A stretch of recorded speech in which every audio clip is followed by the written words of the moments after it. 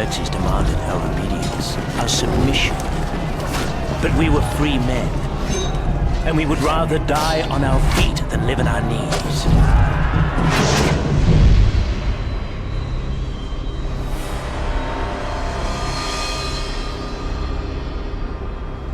Confident, savoring the meal to come, the beast approached, and it was King Leonidas himself who provoked it. Uninvited guests. Persian lapdogs bringing word to Sparta from the great and powerful Xerxes. All the God King required was a modest offering of earth and water, symbolizing Sparta's submission to the will of Xerxes. They warned us to be afraid, that Sparta would burn to the ground, and that only the word of Leonidas could save it. Leonidas did not leave our guests waiting long for a response. Earth and water.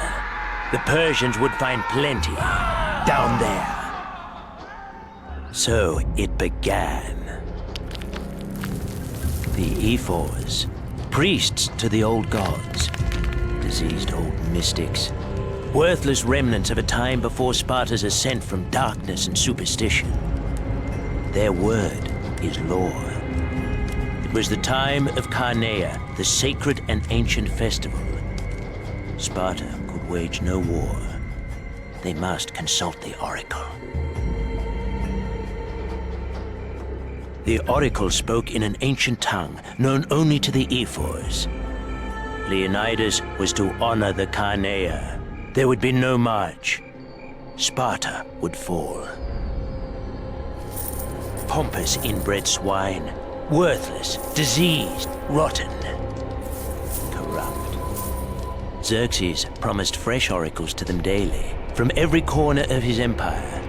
The price was only a simple lie, a small bending of the oracle's ancient words. But our king was resolved. There would be no march. No army would take the field against Xerxes. Only Leonidas would walk north to the Hot Gates, along with his personal bodyguard of 300. Xerxes has come to the Hot Gates. Xerxes, the god king of Persia, the devourer of nations. We few stand against him. Against a horde of beasts and men so massive it shakes the earth with its march.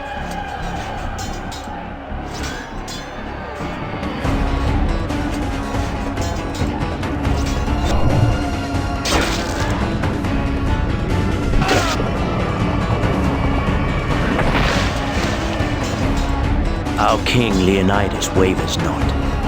Spartans, attack!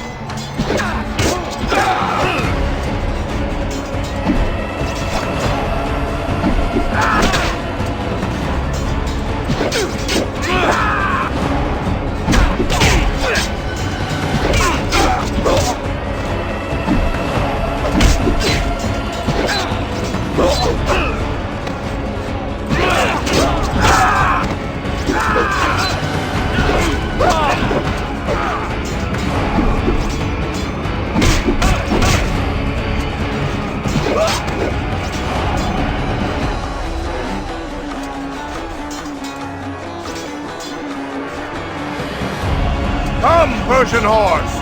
Let your master see how deeply the blade swung by freeborn men cleave! What's at flank? Keep it up, Spartans! Persian slaves, you die with valor!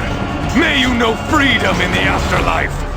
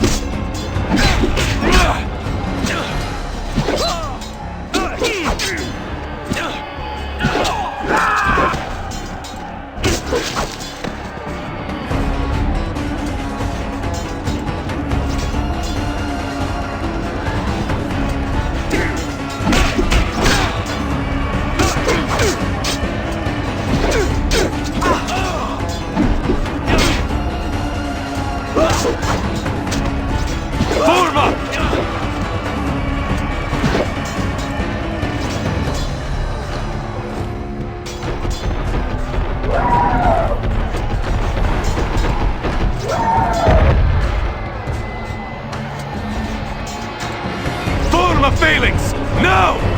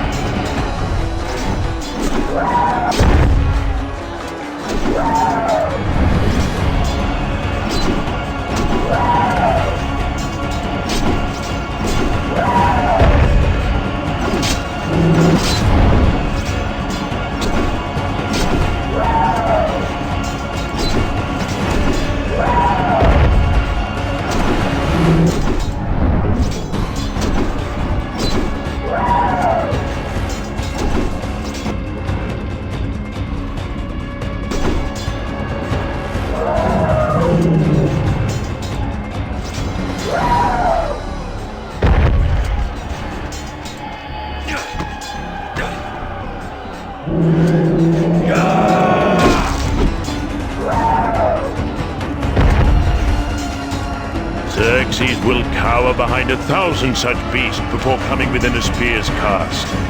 Then we shall kill 1,000. I suspect we won't have to. Xerxes will not wish to send more of them against us anytime soon. Slaves, on the other hand. Sire, they've taken the Phocian wall! Our flank is wide open! Quickly, Spartans! We must retake the wall, or all is lost!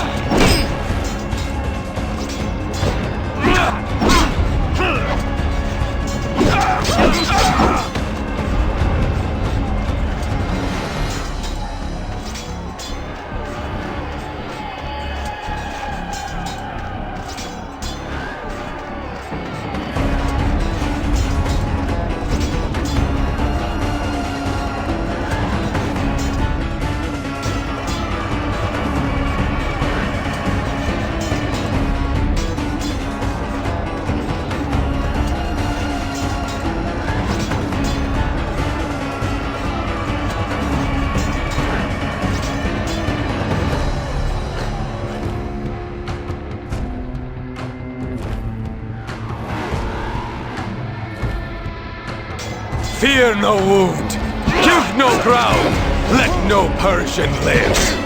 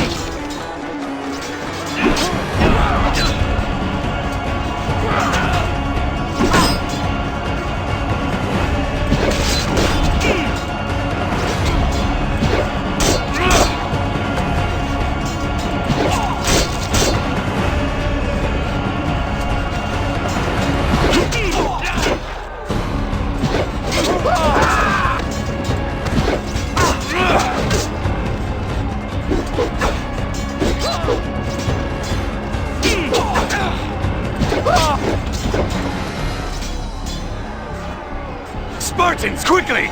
Over the wall before they regroup!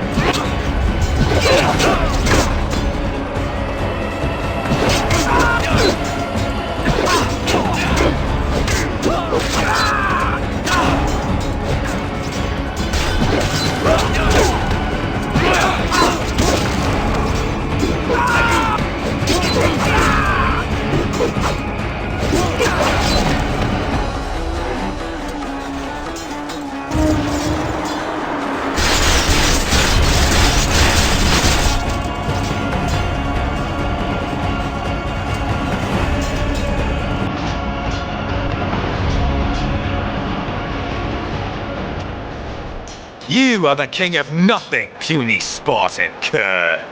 If you prefer to name your slayer thus, so be it, dead man.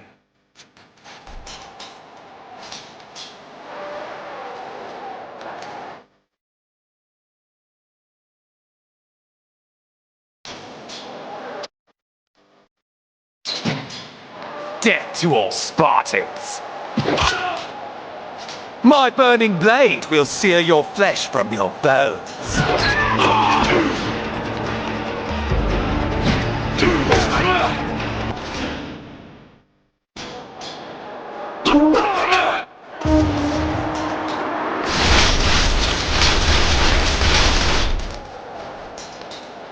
Do not waste my time! My burning blade will sear your flesh from your bones.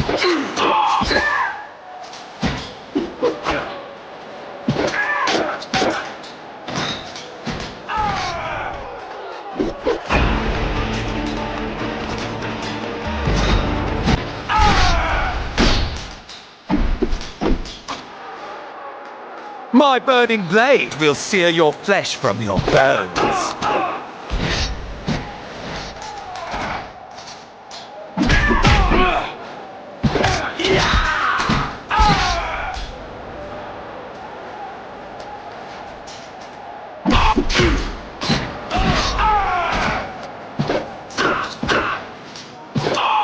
For Xerxes!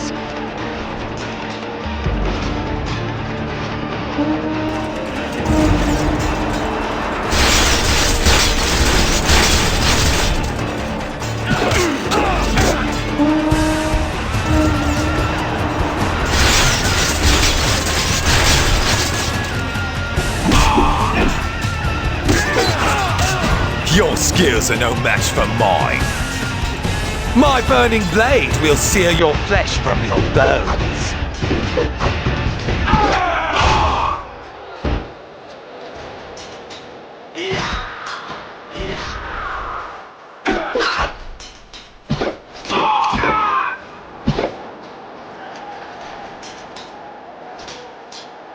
The bigger they are, the more of them I see.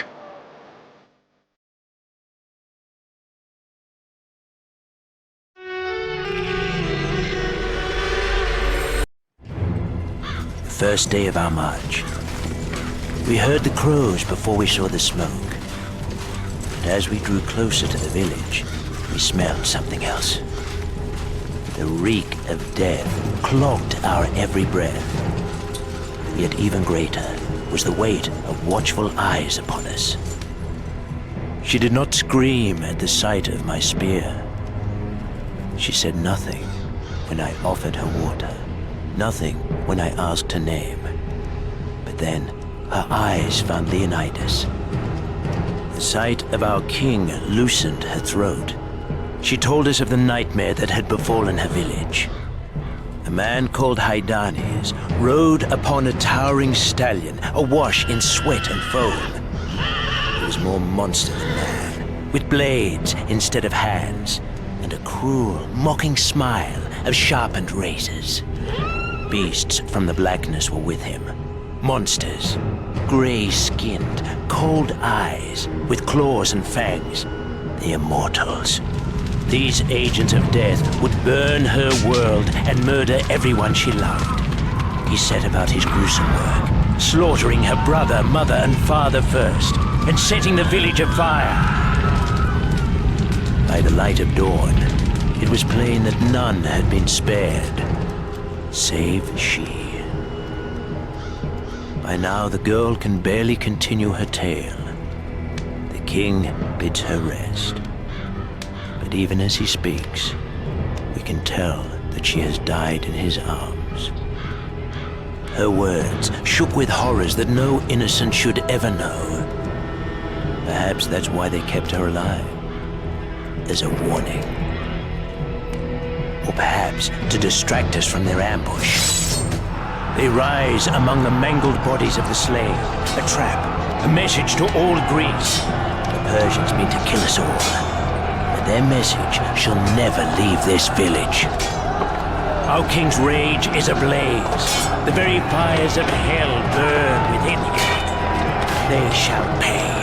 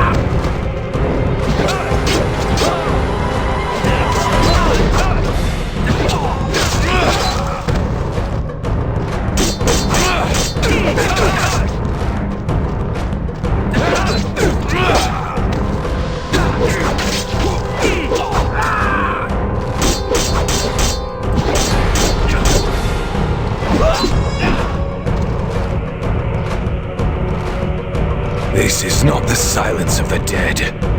After 200 battles, one knows. This place reeks of Persians still. Captain, take 3 men east and reconnoiter. At once, my king. Stelios, Astinos, Polynikes, come. Dilios, Here, my king. west side. Nokios, Steplios, Aristotle. Follow close. And mind that ridge. Something is amiss. Daxos, you're with me. We'll head north into the village. I wish to see this nightmare the girl spoke of. Aye, Leonidas. Daxos. He and his group of Arcadians, along with other nations of Greece, had joined us during our march, eager to face Xerxes' horde and do their part.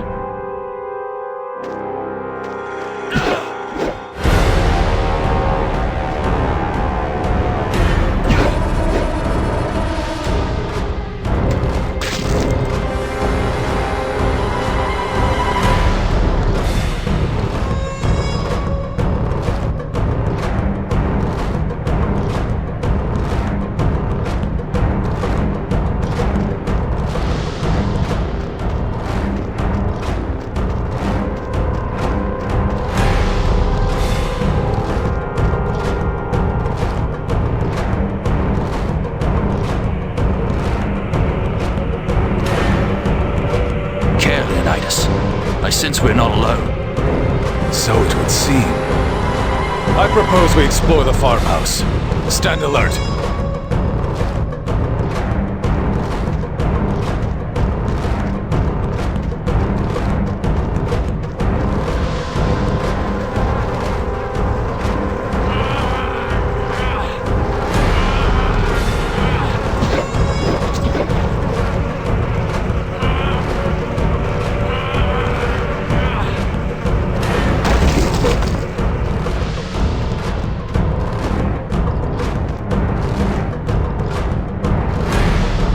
Demons! Slander not the underworld, Daxos. What you see before you are merely Persians. Far easier to kill.